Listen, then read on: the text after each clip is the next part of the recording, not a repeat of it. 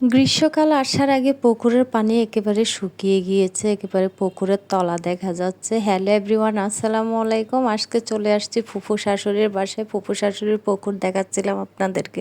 সিজনের টাইমে নাকি এই পুকুরে অনেক মাছ থাকে। এখন পুকুরের পানি শুকিয়ে যাওয়ার সাথে সাথে মাছগুলো কোথাও উধাও হয়ে গেল। আমরা পুকুর চারদিকে দেখতেছিলাম। পুকুরের পানি থাকলে পুকুরটা অনেক সুন্দর লাগে, একেবারে অনেকগুলো সিঁড়ি আছে।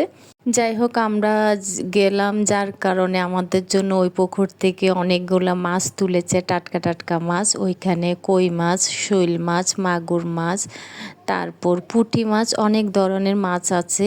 ভাবি একেবারে আমাদের জন্য কেটে কুটে ওগুলো সুন্দর করে তেলে ভাজি করে আমাদেরকে খাবারের টেবিলে পরিবেশন করেছে। খুবই সুস্বাদু ছিল ছোট ছোট মাছগুলো। আসলে খুবই ভাগ্য খুবই ভালো, পুকুর থেকে তুলে এত কষ্ট করে পুকুরের মাছগুলো কাটা খুবই কঠিন, কালো কালো, এগুলো এত সুন্দর করে পরিষ্কার করে আমাদেরকে খেতে দিয়েছে।